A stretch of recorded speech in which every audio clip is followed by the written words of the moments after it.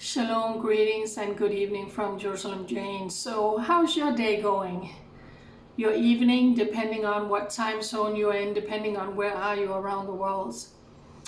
Well, it's almost 9 p.m. here in Jerusalem, here in Israel. It's getting dark, and I had just shared on my social media how the red alert came on because terrorists inside Gaza on July 1st, 2025, nearly 2 years into this operation and war against Hamas, managed to fire 2 rockets into Israel. One was intercepted by the Israeli Air Force, and the other one apparently fell in an open area.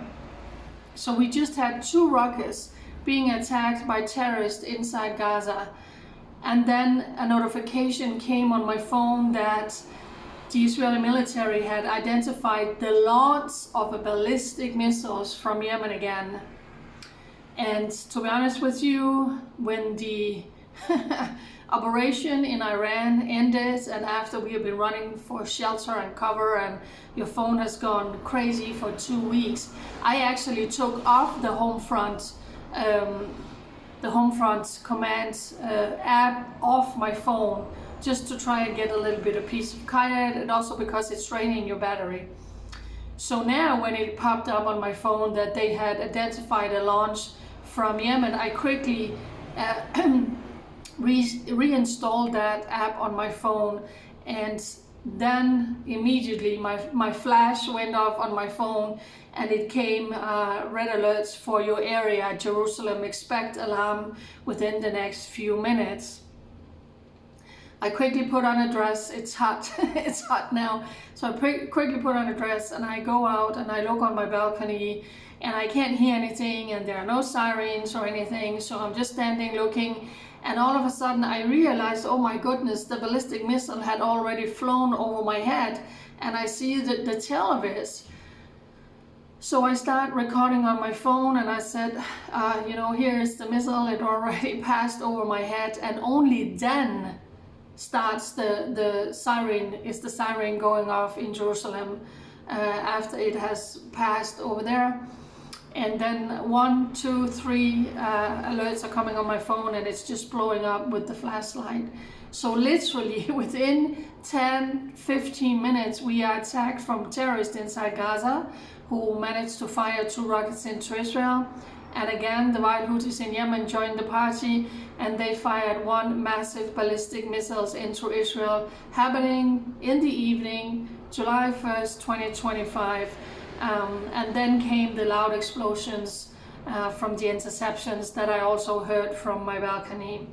So in that split of a second, in that split of your second, your whole day changed, or it's evening, everything changes, because now we have red alerts for the people living near the Gaza border because they were fired at by 2 rockets, and from the center and all surrounding Jerusalem here, we had red alerts, and I watched the ballistic missiles from Yemen flying over our heads. So yes, the operation against the Ayatollah and the nuclear sites in Iran is over, and we are no longer under attack from them, but there are vile proxies. The mothership Iran is still giving orders to their proxies, the wild Houthis and the terrorists inside Gaza, to continue to fire at the Jewish people. So I just wanted to jump online to give you that update out of Israel. I have been a little bit quiet and not making video updates since we went into the ceasefire in Iran because I needed to breathe. I needed to breathe and sleep and process all of this, but at the same time I'm also very busy. I already have 1 article out on Jerusalem Post just sharing thoughts and what we have went through, and I have submitted the next article. God willingly, it will be out tomorrow. I'm already writing on the 3rd article to just share my views, my thoughts, my heart, my experience of what it's like to be here in the midst of everything we are facing since October 7th. So even though I haven't been making news updates and stuff, I'm very busy writing for my blog on Jerusalem Post. So as always, thank you for standing with Israel for such a time as this. Thank you for supporting Israel. And I want to say again, and I wrote about that in the article coming out tomorrow, tourists, come back, come back, come back to Israel. The tourist industry has been tremendously affected.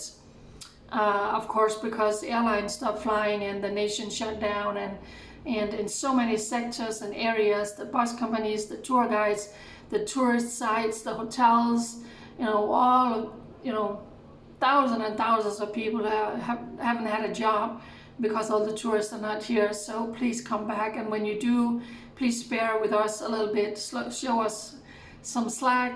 We're tired, we're exhausted, we're traumatized after all the things that we have been through, but at the same time, we cannot wait to welcome you back. For such a time as this, we stand with Israel. Bye.